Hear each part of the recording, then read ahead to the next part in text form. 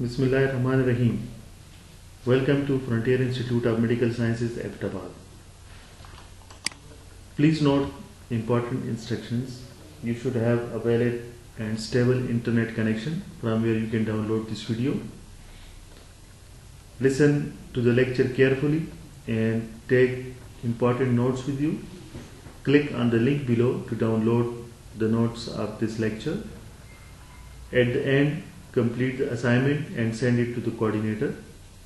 Do not forget to subscribe the channel and also click on the bell icon to receive notification of the new uploaded videos. Stay home and stay safe. Thank you. Dear students, Master of Public Health Program online lecture series, second semester, Health Education and Promotion. I am with you, Farooq Yusufzai, Director, Center for Advanced Research and Development, Vertex Education Network, Pakistan. Today we are going to discuss about health education. In the health education, we will discuss introduction, different definitions, approaches to the health education, principles of the health education, contents of the health education, stages of adoptions on new ideas and practices, communication skills in health education, educational aids, and methods of health education. Dear students, before proceeding, we would like to know about what is health. Health is the quality of life that enables the individuals to live most and serve the best. It is a state of complete physical, mental and social well-being and not merely the absence of disease or infirmity. Health is a destination that we reach to help us become more productive in life. Now, we would like to discuss what is health education. As you can see, health education is about imparting information about health. It is an active learning process, reaching people, alerting people, the scope of responsibilities, behavioral changes and conducive lifestyle. So what is basically health education is? Health education in any combination of learning experiences designed to help the individuals and communities to improve their health by increasing their knowledge or influencing their attitudes.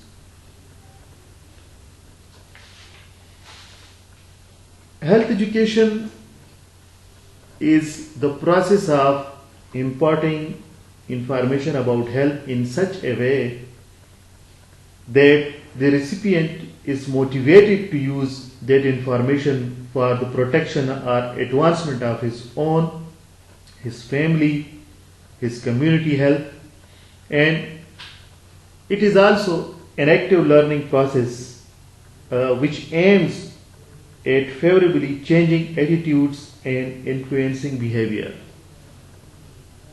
It is vital to the practice of prevention.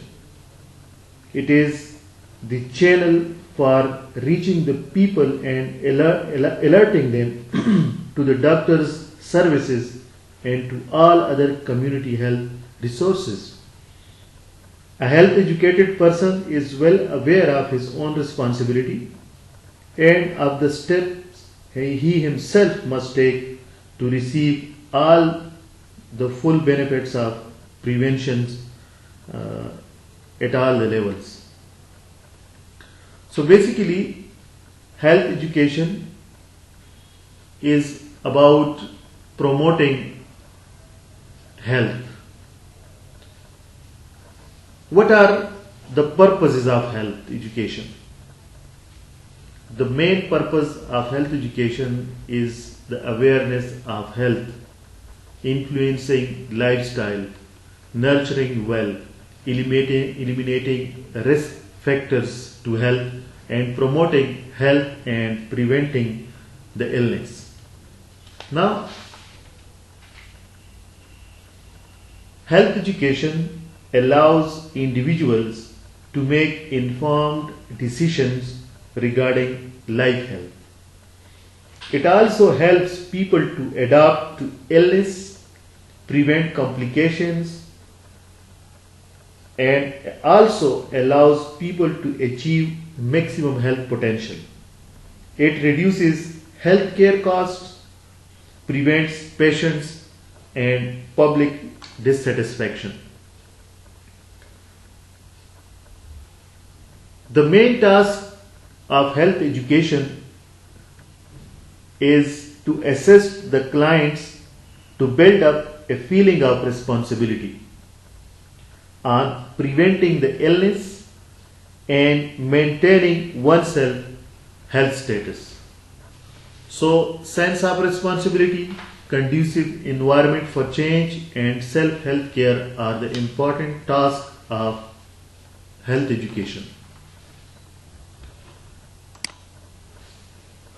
Now, we will check some definitions. WHO Health Promotion Glossary 1998 describes health as health education comprises consciously constructed opportunities for learning involving some form of communication designed to improve health literacy, including improving knowledge and developing skills which are conducive to individuals and community health. Furthermore, health literacy represents the cognitive and social skills which determine the motivation and ability of individual to gain access to, understand and use information in ways which promote and maintain good health. National Conference on Preventing Medicine in USA defines health education as a process that informs, motivates and helps people to adopt and maintain healthy practice and lifestyles. It advocates environmental changes as required to facilitate this goal and conducts professional training and research to the same end. Now, by reading these definitions, we came to the conclusion that health education is about promoting health, maintaining health, and spread the awareness about healthy lifestyles among the communities. There are some prime objectives of health education, like number one, informing people, second, motivating people, third, guiding in action. Now, what is informing people?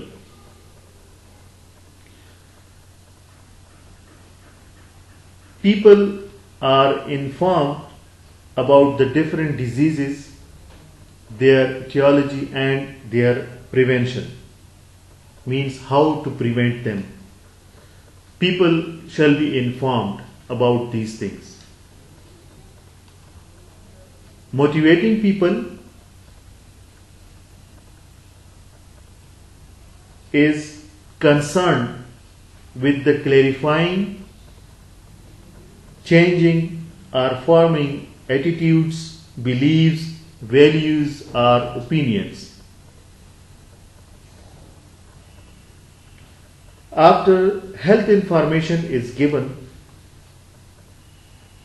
it is necessary to motivate them to alter their lifestyles so that it becomes favorable to promoting health and preventing disease. So, what is motivation basically? We can define motivation as a combination of forces which initiates, directs and sustains behaviors. So, now guiding in action. Guiding in action is primarily concerned with development of skills and actions.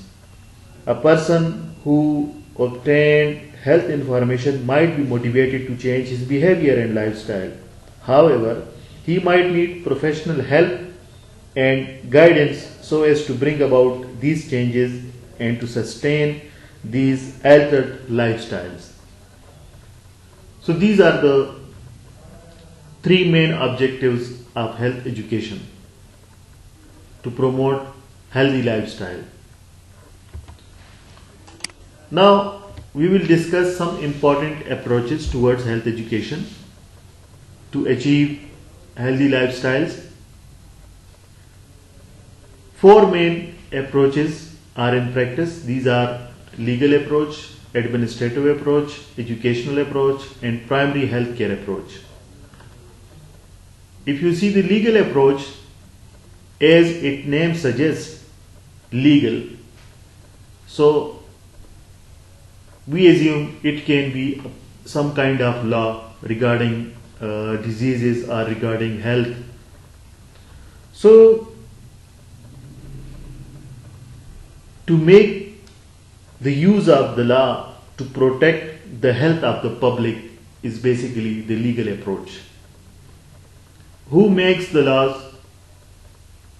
Not the communities, not individuals, not organizations. Only the government makes the laws. Like, for example, Epidemic Disease Act, Pollution Act, Food Adulteration Act, Environmental Act, and you can count on, the list is very long. Now, what is administrative approach? If you check administrative word, you can recall the availability of the resources and the nature of the resources based on. So, administrative approach makes sure that health facilities are adequate and available and are made available on the basis of need. This approach intends to provide all the health facilities to the people with the hope that they will use it, and it becomes a failure if the services is not based on the felt needs of the people. The next one is educational approach. It is all about educating the people. How one can educate the people in the community. This is the most effective means of achievement of changes in the health practices and lifestyles of the community. Some important components of this approach are motivation, communication, decision making. And also, the result of this approach is, though quite low, but the results are permanent and enduring, and its impact is quite good. Sufficient time should be allowed for the individuals to bring about the desired changes in their behaviors. The next one is primary health care approach. Well, this approach involves full participation and active involvement of the people starting from the planning stage till the delivery of the health services. It should be through a proper mechanism, through a particular framework. This is based on the principles of primary health care community participation. This can be achieved by providing the necessary guidance to help people identify their health problems and to find solutions to their problems. So these are some important approaches in health education. Now we move on to some important principles of health education. Principles like credibility, interest, participation, motivation, comprehension, reinforcement, learning by doing, known to unknown, setting an example, good human relations, feedback, community leaders, soil, seed, and so on. Now, if you look at all these principles, you can understand the value of each principle very easily. If you, for example, if you talk about the credibility, the first thing that comes to your mind is the lies and the truth. How the message is conveying to the community, how it is to the individuals. See, if an individual receives a message, he checks the source, whether the source is credible or not credible, whether to adopt this message or not. So credibility is very important in the health education. It is basically the degree at which the message is perceived as trustworthy by the receiver. It should be scientifically proven based on facts and should be compatible with local culture and goals. The second important principle is interest. Now, the conveyed message is about the interest of the people. If it is of their interest, they will adopt it. Is the message or the services are based on the felt needs, and if it is on the interest, people will definitely accept these services. Well, if the health education topic is of the interest of the people, they will listen to it definitely. And health educators should identify the felt needs of the people and then prepare a program that they can. The next important one is participation. Health educator should encourage people to participate in the program, to make active involvement of the people in the activity or any program through different means like group discussions, panel discussions, brainstorming, storytelling, whatever is possible. So participation of the community is very important. The next one is motivation. As we described the motivation earlier, that a combination of forces which initiate, direct and sustain behavior.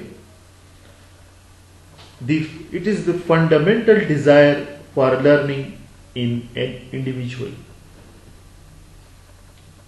So, health education can be facilitated by the motivation provided by the desire to achieve the individual goals. For example, a teenager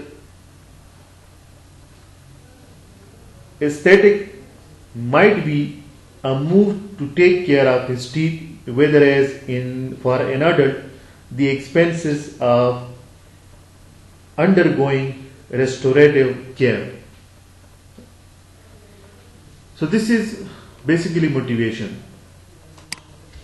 Now we talk about the comprehension. The level of understanding of the people who receives the health education. And in the health education should first determine the level of literacy and understanding of the audience and act accordingly to that. So the level of understanding and the level of literacy is very important for people for health educator to understand. Like if a health educator use medical or technical terms in communication, it will be very hard for a layman to understand. For example, if a health educator say, eat food items that are carcinogenic, so it may not be comprehensive to the layman. A better way of explaining would be avoid foodstuffs which are sweet and which sticks to your teeth like toffees and pastries. Eat food items like fruits and raw vegetables which in addition to being healthy and also help in keeping your teeth clean. So such kind of simple message is very easy for the people to understand. The next one is reinforcement. This is the principle that refers to the repetition needed in health education.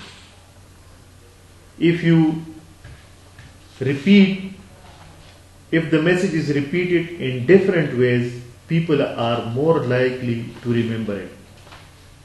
So, repetition is a good idea.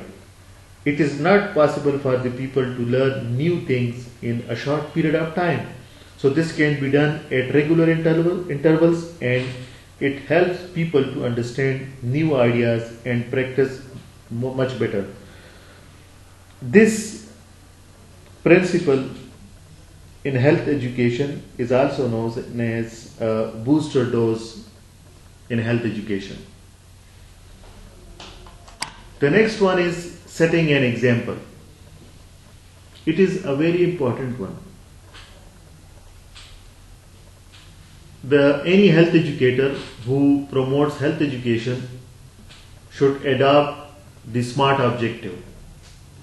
SMART objective is basically, if you go by the words SMART, S stands for specific, M stands for measurable, A stands for attainable, R stands for realistic, and T stands for time bound. If a health educator convey a specific message which is measurable, which is easily attainable, which is more realistic and time bound, the people will inspire. The people can adopt that message very easily, and the health educator should have leadership skills to convince people about what he is trying to convey to the people. So the health educator should follow what he is doing or what he is preaching. He should set an example to the others. For example, a health educator who participates in program highlighting that ill effects of tobacco should not be seen smoking, since it sends a wrong signal and seriousness of the disease, or it shows the community that how dangerous smoking is for them. So this is about setting an example. The next is good human relations. As you see, social behavior, attitude, and communication.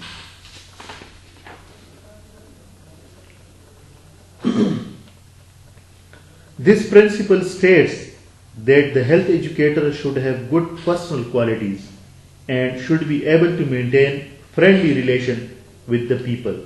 The health educator should have a kind and sympathetic attitude towards the people and should always be helpful to them in clarifying doubts or repeating what is not understood. Now here we use the word sympathetic. In the recent research, it is said that any educator, whether he belongs to health or conventional education, he should use the empathetic approach, means to understand the emotions of the people and then behave accordingly. So in short, any health educator who promotes health education should enjoy a good human relations. The next one is feedback. Feedback is very important. It is all about response. If the feedback is positive, it motivates. If the feedback is negative, it tells you what are the areas to improve. It can give you the causes and effect. Feedback can be done through various means like questionnaires, telephone calls, community meetings, cluster meetings, and many more. So for any program to be successful, it is necessary to collect feedback to find out if any modifications are required to make the program more effective. The next one is community leader. Now, when we talk about community leading, we talk about leadership. So who is basically a leader? How can we define the word leader? A leader is someone who gives direction and helps find the way to where he knows we ought to be. And what is community? Community is basically a group of people who share same things such as where they live, they work, and they play. It is also a place where people solve their problems together. Now, about community leading, how a good leader can lead a community to achieve the goals and the objectives. It is much more an art, a belief, a condition of the heart, rather than a set of things to do. It is very important for a leader to understand the needs of the community. On the basis of needs, we can divide the needs of the community in three categories. For example, perceived needs based on what individuals feel their needs are. Second, expressed needs defined by the expressed needs are defined by the number of individuals who sought help. And the third one is absolute needs. Absolute needs deemed universal. These are the needs that are deemed universal, including those for survival. For example, food, water, safety, clothing, etc. And about the last principle of health education, soil seed. Soil refers to the community. It involves the people to whom education is given. Seed is information. It means the health facts to be given to the community. And soil is the person giving information. It means the media to transmit the facts. The person is here the medium of transmission of the information or facts. All these three components are interdependent and result in dynamic interaction. So this was about the main principles involved in health education promotion to promote healthy lifestyles and maintain health. Now we move on to the various contents of health education like human biology, nutrition, hygiene, family health care, control of communicable and non-communicable diseases, prevention of accidents, and use of health services. If you see the human biology, the word human and biology, what comes in our mind at the first instance is the anatomy and physiology. The training of human biology should start from the kindergarten.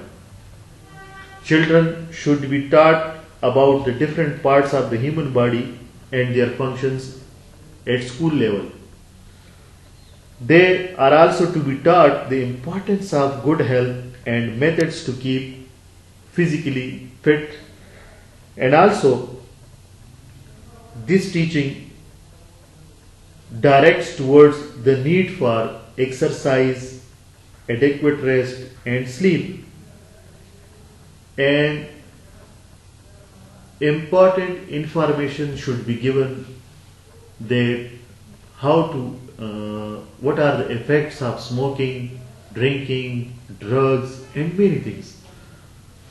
So information about the human biology is very important at the beginning, at the start level. The next content of health education is nutrition. When we talk about nutrition, we think about what are we eating. Are we eating a balanced diet? Is it nutritive? Does it have nutritive values?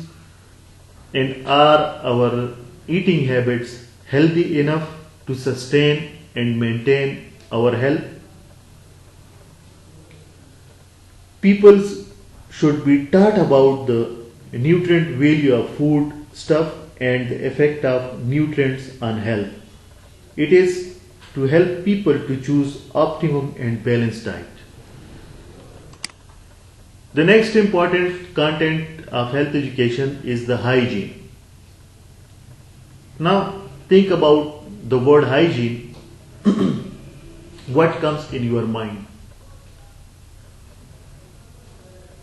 The first thing comes to your mind is about the food you are taking, the lifestyle you are living. Is it good enough? Is it hygienic? In health education, the people are to be taught about the importance of hygiene and methods of maintaining hygiene. Now, what is personal hygiene? Personal hygiene is to promote good standards of personal cleanliness. Now think about yourself, how you follow the personal hygiene.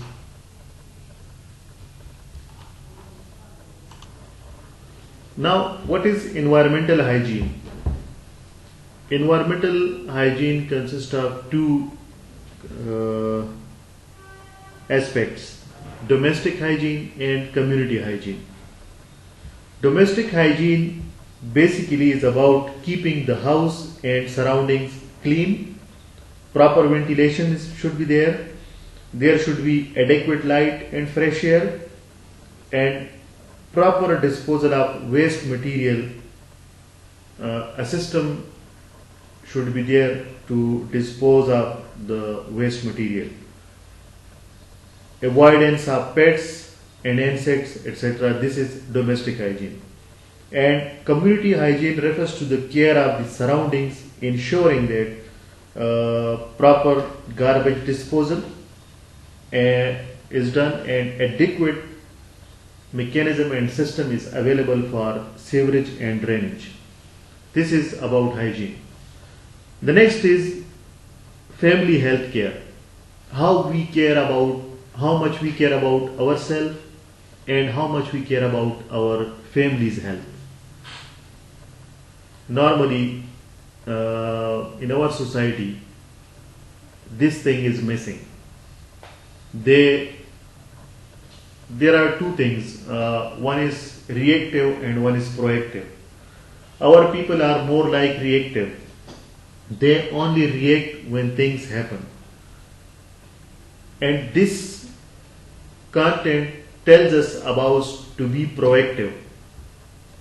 to take preventive measures to avoid any disease or anything, any sudden thing that can create or that can affect our health. To strengthen and improve the health of family as a unit rather than as an individual is family health care. Improving maternal health care, improving maternal oral health to improve the oral health of child should also be addressed. Proper health care approach should be there. Family planning should be adopted. Immunization should be done. And the most important thing is nutrition.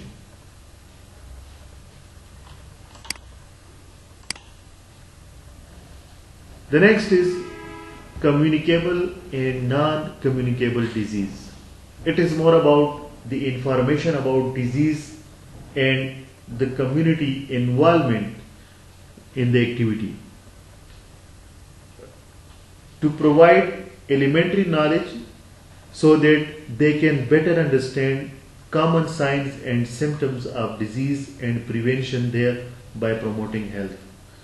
So, if we see some communicable disease, here is the list. As you can see, cholera. The mode of spread is food and water. Typhoid. Mode of spread is food and water. Same is hepatitis. Influenza and TB through air. Malaria spreads through mosquito. And tetanus spreads through bite, worm, exposed to dust or rusted items.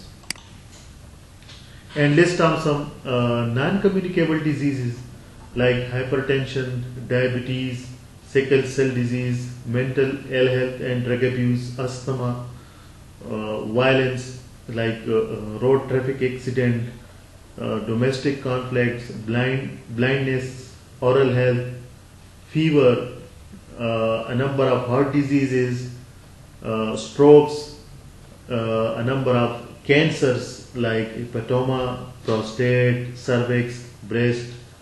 So these are non-communicable diseases. The information about communicable and non-communicable diseases should be properly given to the community, and they should be involved so that they can better understand to prevent the disease from happening. Now, prevention of accident. When we talk about the prevention of accidents, the first thing comes in our mind is about basic safety.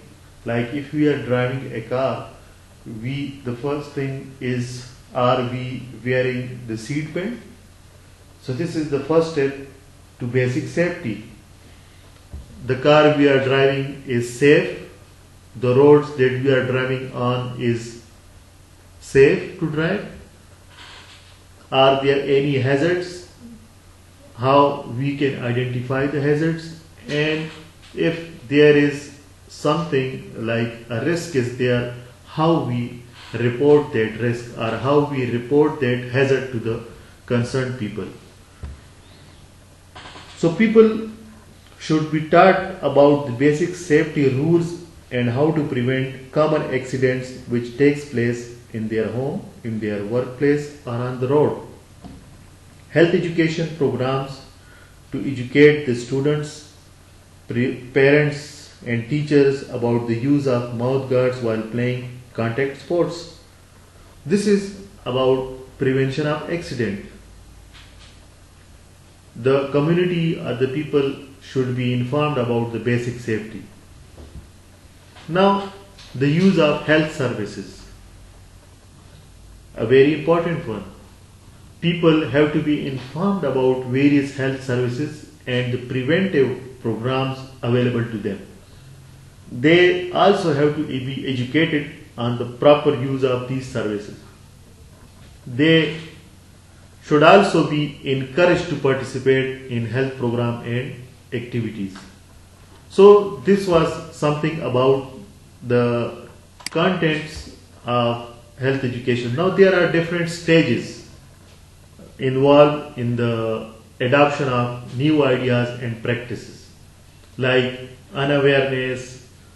So this stage, the unawareness stage, in which individuals is not aware of the new idea or practice. It means that the people have no knowledge about the new idea. Now, if they are unaware, you should aware them.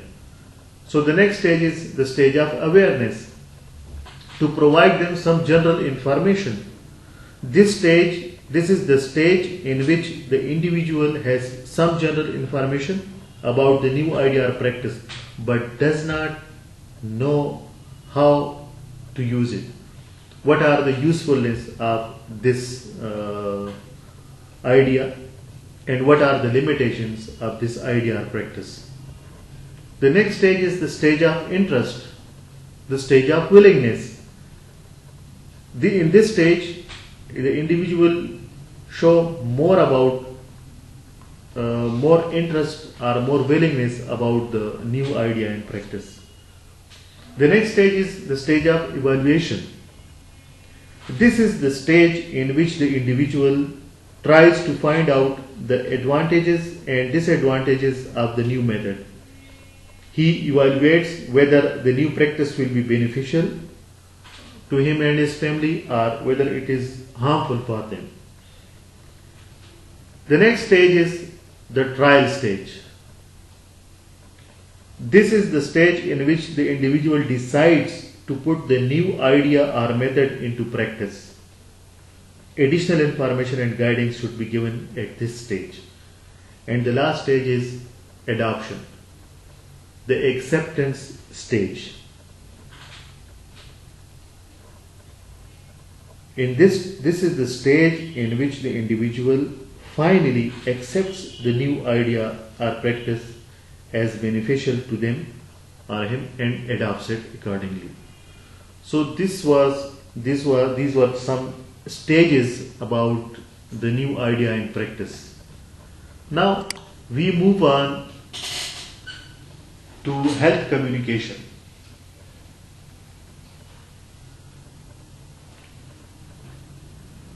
There are, in this we will discuss the health communication, the communication cycle, components of communication, types of communication, communication barriers, and 7 C's of communication. For a more detailed analysis and explanation of communication, you can go to the first semester basic communication skills video and learn many more things about health communication. Here we will briefly discuss these 6 items. Now, what is health communication? Health communication is basically a key strategy to inform public about the health concern and to maintain important health issues on the public agenda.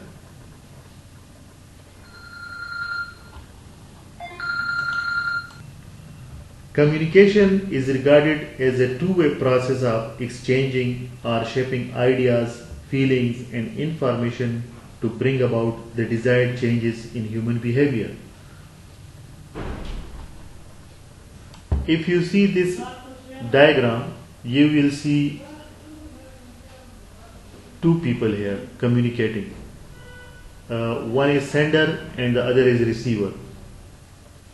The sender sends message in coding using a communication medium for it, and the receiver receives the message and decode it and then send back the response. So this whole process is called communication process. Now, communication is essential for the transfer of ideas, messages, or information from one person to another. In this process, a cycle of communicating message is formed between the sender and the receiver. As we said that the sender is required to conceive the message he wishes to send, encode this message, and then transmit. This whole process is called communication process.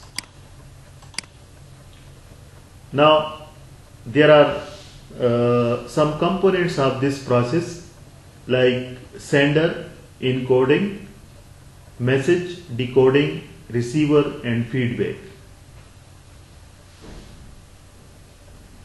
Sender, he is the originator of the message. His objective should be clearly defined. He should know the interests and needs of his audience. He should know the message. He should know the channel of communication. And he should also know his abilities and limitations. And the receiver who receives the message, the audience may be a single person or a group. Two types of audience there can be. One is controlled and the second is uncontrolled. The controlled is held together by a common interest. It is homogeneous group. And uncontrolled is a group which has gathered together because of a curiosity. So now we will talk about this communication process, that the sender is basically the source of the message. Encoding is the shape of the message, whether the message is in the symbols form or in the words form. And the message, as we said, it is the information transmitted by the communicator to the recipient. A good message must be in line with the objective based on the felt needs. Clear and understandable, specific and accurate, timely and adequate. It should be interesting, culturally and socially appropriate message. And decoding is about the meaning of the message that receiver is getting. Receiver is basically the audience, and the feedback is the response that the receiver is giving to the sender. So this whole process is called communication process. Now,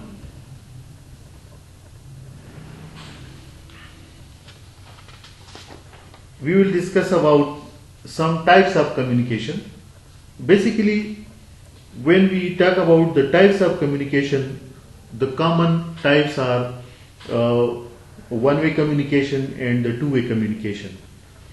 One-way communication is basically the flow of information is basically one way from the sender to the receiver. The drawbacks are the knowledge is, the learning is authoritative, there is little audience. Two-way communication is the participation from both the sender and receiver. The learning here is active and the democratic style. It is more likely to influence the behavior. Now we will discuss on the basis of channels used, on the basis of direction, and on the basis of the means used. On the basis of channel used, we have formal and informal communication. On the basis of direction, we have upward communication, downward communication, horizontal communication, and diagonal communication. On the basis of the means used, we have verbal communication, non-verbal communication, written and visual communication. Now, you see that formal communication involves activities like meetings, conferences, corporate letters, and written memos. The style of communication should be straightforward, rigid, precise, and official. Informal communication is the communication among friends, the communication that happens in a wedding party or in a birthday party. There is no rule, no guidelines, no restrictions, no official language, no official letters. This is called informal communication. Now, on the basis of direction, there is upward communication, downward communication, horizontal communication, diagonal communication.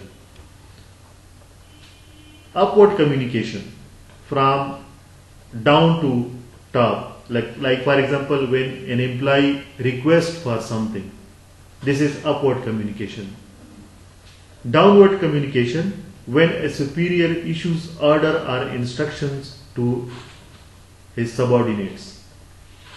Horizontal communication is the communication between the individuals of same position in the same organization, either the same organization or different organization, like the conversation between the managers, the conversation between the marketing managers, sales managers, HR managers, directors, managing directors, and so on. Diagonal communication is the communication between the individuals in different departments at a different level. So this is the communication on the basis of direction. Now, communication on the basis of means. Verbal communication, non-verbal communication. Verbal communication is what is verbal communication? Verbal communication is a traditional way by word of mouth, like sounds, words, languages. It involves interpersonal communication and public speaking. Now, interpersonal communication is the communication between two or more people, and public speaking, where a single speaker is speaking with many audiences. This is public speaking. So, the next one is non-verbal communication. Non-verbal communication is a bodily movement and facial expression like inflection, the smell, the touch, the body motions, postures, gestures. These are all non-verbal communication. The next is written communication. Written communication in the form of articles, reports, memos. Then visual communication. It is in the form of photos, formats, codes, signs, symbols, designs. So these are all the types of communication on the basis of means. Now we talk about the communication barriers. 4 kinds of barriers: psychological barriers, physiological barriers, environmental barriers, and cultural barriers. So what is psychological barrier? Psychological barriers refers to the emotional disturbance, depression, neurosis, psychosomatic disorders. Special methods and utmost care should be adopted to convey the message. Physiological barrier refers to the difficulties in the self-expression, hearing, seeing, understanding. So channels of communication should be selective.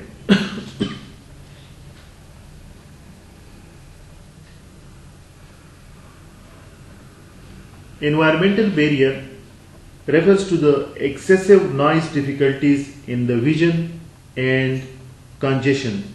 It can be overcome by making small groups and using appropriate channels for communication. The cultural barrier is about the patterns of behaviors, the habits, the beliefs, the customs, the attitudes, the religion.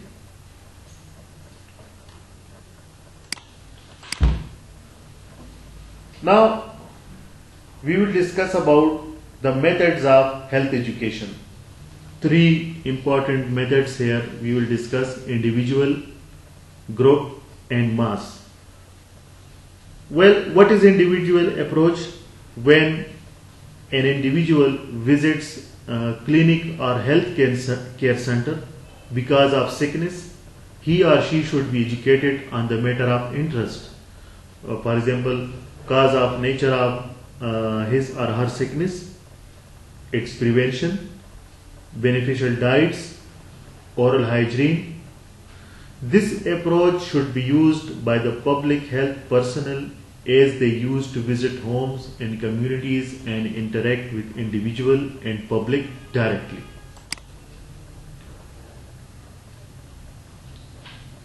Here we discuss some advantages and disadvantages of individual approach.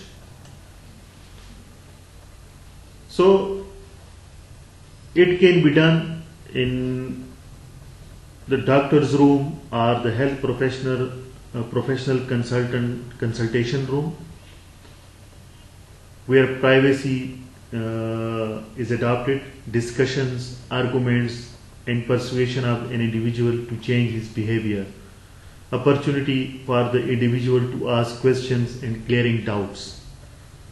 So what is the disadvantage is that fewer numbers of individuals can benefit from this approach, and health education is communicated to those who visits or interact. So the next approach is group approach. There are different types of group approach, for example, chalk and talk, symposium, group discussions, panel discussions, conferences, seminars, role-playing, demonstrations. Over the years, you are well known to these kinds of approaches, but we will briefly discuss one by one.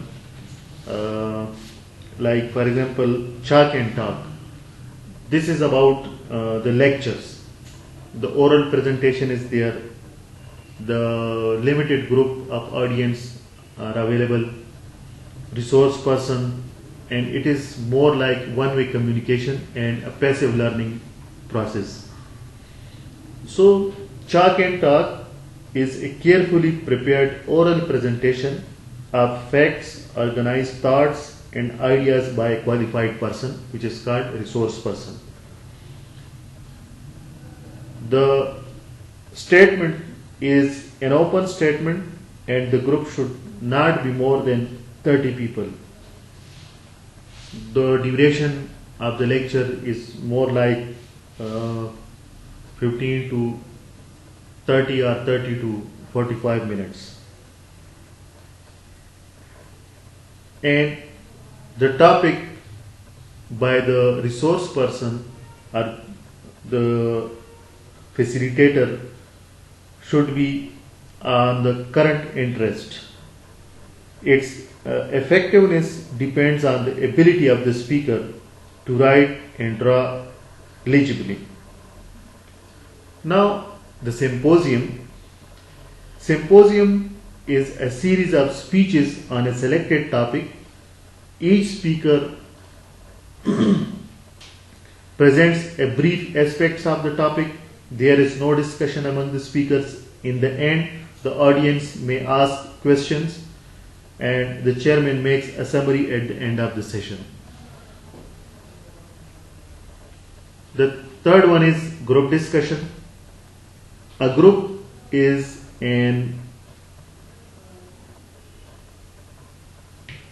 this is basically about face-to-face discussion, face-to-face interaction.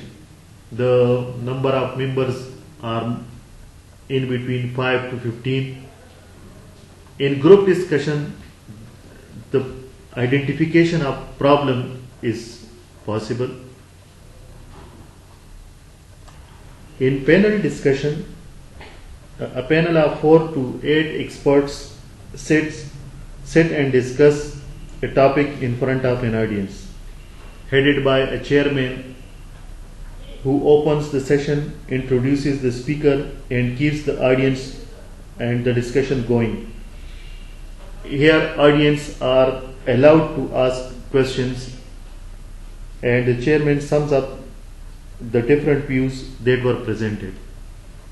In the workshop, it consists of a series of meetings with emphasis on individual work with the help of resource persons. Total workshop is divided into small groups, and each group select a chairman and a recorder.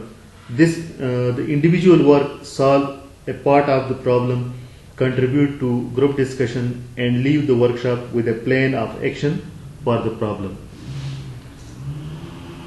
The conferences and seminars are the programs range from half day to 1 week, held on a regional, state, and national level. They usually have a theme, and about the role playing, it is also known as socio-drama. The size of the group should be 25. The audience should also take part in this approach. Situation is dramatized to make communication more effective. It is followed by a discussion on the problem. The suspense is created by the person who is heading. So it creates a suspense for the participants to get involved in the drama or in the act. The demonstration is a procedure is carried out step by step in front of an audience. Methods involve the audience in discussion and has a high motivational value. The audience can then carry out the procedure themselves with the help of expert. Now, the mass approach. What is mass approach?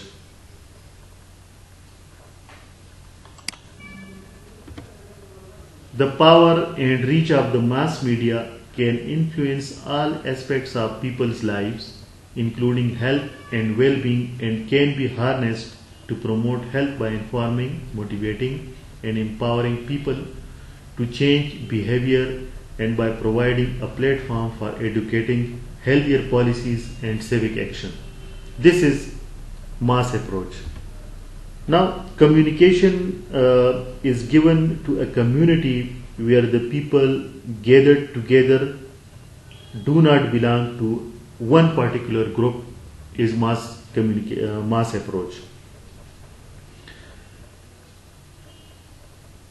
To the advantage of mass approach, a large number of people can be reached through this approach. People of all socio-economic status can have access to health education in this approach.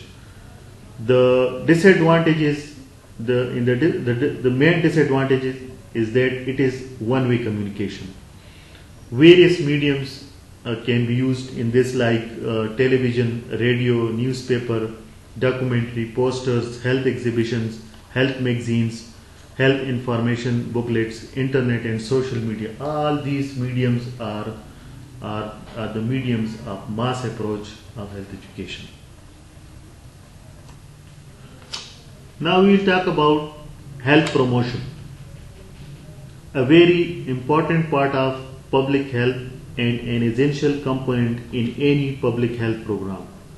We will talk about what is it, and also should have a look at the Ottawa Charter, which outlines important principles of health promotion. What is health promotion? Health promotion is defined as the process of enabling people to increase control over and to improve their health. In short, health promotion is about improving health. But what is health? As earlier in the beginning of this lecture, we defined health as a state of complete physical, mental, and social well-being rather than a mere absence of disease or infirmity. So what is this infirmity? Basically, infirmity is a weakness or disability, especially due to the age. This weakness or disability is known as infirmity. Good health is not determined by a single factor. A variety of factors such as social, environmental, and economic conditions have an impact on health. These factors not only impact health but can also make it easier or more difficult for the people to make change in their health. Because of this, health promotion tries to improve health not only by targeting people at an individual level to change their behavior, but by taking a comprehensive approach addressing a broad spectrum of health factors and determinants. Now, what are these determinants? Determinant basically is a factor or cause that makes something happen or leads directly to a decision.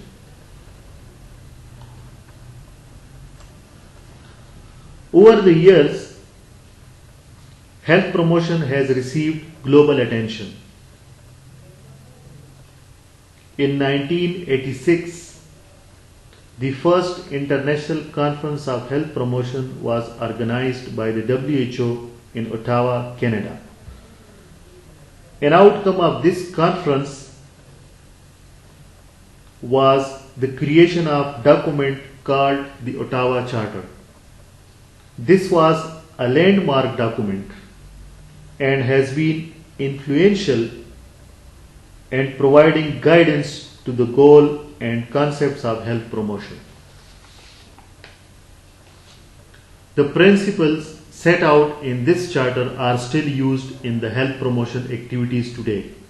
Since the meeting at Ottawa, there are other international health promotion meetings which have been expanded on other health promotion themes. So, we will discuss some key components of the Ottawa Charter. Basically, Ottawa Charter describes 5 key action areas and 3 strategies to achieve the health. What are these action areas? These action areas are building healthy public policy, creating a supportive environment, strengthening community actions, developing personal skills, and reorienting health services. Now, building healthy public policy. Basically, building healthy public policy is the process of developing policies that supports health by not only protecting the health of individuals and communities, but also making it easier for people to make healthy choices. This is done by a coordinated approach of legislative, regulatory, organizational, and taxation changes. Healthy policies are not made by just health departments, but from all levels and sectors of the government and other organizations. For example, a few examples of healthy public policies are laws required to wear seat belts and helmets, smoking restrictions, workplace safety and regulations. These are some examples of healthy public policy. The second is creating supportive environments. The environment that people live in, both natural and built environment, are closely linked to health. This active area focuses on the areas that people live in, the communities where they work, learn or play. It aims to increase the ability of people to make health promoting choices while in those settings. Some examples are the activities such as promoting health in the workplace, restrictions on junk food, advertising for children, and strengthening the links. Third one is strengthening community action. This refers to the collective efforts of communities to improve their health. To give you some examples, community fun run that promotes people to be active, community kitchens that promotes healthy eating, and community based organization that support people living like with HIV/AIDS are all community efforts to improve the health. The next fourth important action area is reorienting health services. Health systems have traditionally been medically dominated, focused on individual, curative, and treatment needs. This action area aims to awake the health system, to make the health system focus more on supporting needs of the people and community for healthy living. It takes into consideration the total needs of the individual. So it is a holistic approach basically, and it also encourages health services focus on strengthening protective factors, that reducing risk factors and improving on the social determinants of the health. Let's look at some example.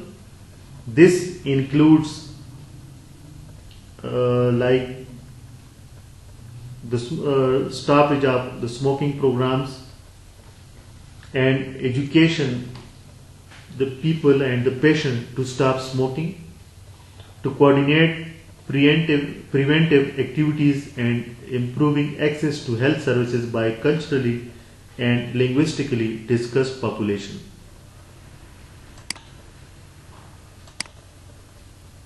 The fifth important action area is developing personal skills. It focuses on personal and social development. This is done by providing information, education, and enhancing life skills to make positive health choices. For example, online education, the teaching material, the health classes, distributing educational material on the effects of diabetes and health classes to teach people how to manage a disease.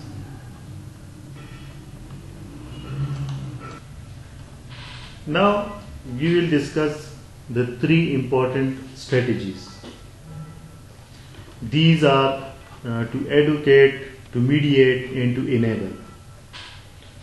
To educate is to use a combination of individual and social actions to obtain political commitments, policy support, and social system that supports health.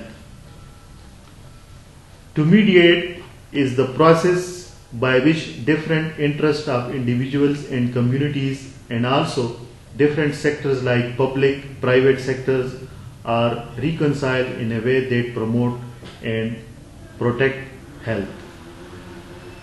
And to enable means that health promotion activities to improve health and taken in partnership with the individual so that they are empowered to take action to protect and promote their health. So this is the Ottawa Charter, the 5 action areas and the 3 important strategies. The summary of the whole conversation, the whole lecture is that we should adopt healthy lifestyles and always promote health. So dear students, here is your assignment. Question 1. What is meant by health education? Describe its purpose and tasks involved in it. Second, describe principles of health education. Question number third, what is health education? Communication. Describe the types of communication. Number four, what is health promotion? Describe the key areas and strategies of health promotion. Send your handwritten assignment to FIMS Abbottabad coordinator for MPH program. The contact number is here and also the email address. Thank you. Stay home, stay safe and take care.